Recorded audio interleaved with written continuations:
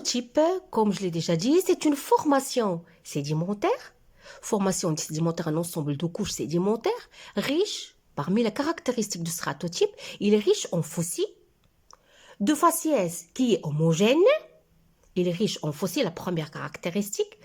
غني بالمستحاثات, de faciès homogène et point de repère international. Le stratotype, il donne son nom à une division chronostratigraphique. Je vais expliquer ça. Donc, ce que vous devez retenir, stratotype, c'est une formation sédimentaire qui est riche en fossiles, de faciès homogène et qui est un point de repère international.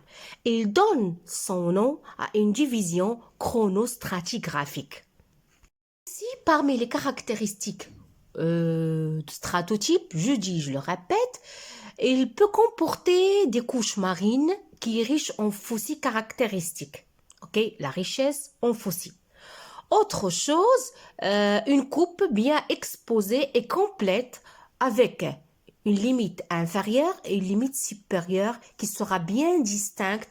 Elles sont des formations tectoniques. C'est-à-dire, on doit y avoir une couche avec la limite inférieure et la limite supérieure, absence de déformation tectonique, absence de faille, absence de plis.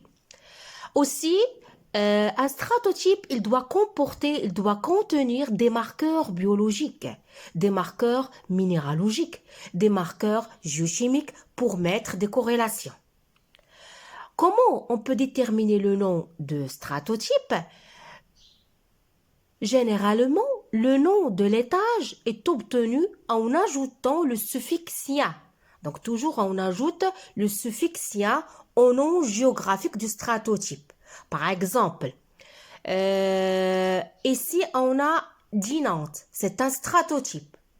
Mais pour spécifier, donc, on va ajouter le suffixe -ia et on va obtenir le dinancien dans le stratotype et Dinan qui se trouve en Belgique. C'est un stratotype qui se trouve en Belgique. Par exemple, un autre stratotype, Maastricht. Lorsque je vais ajouter -ia, le maastrichtien dont le stratotype a été défini à Maastricht aux Pays-Bas par le géologue Dumont en 1849.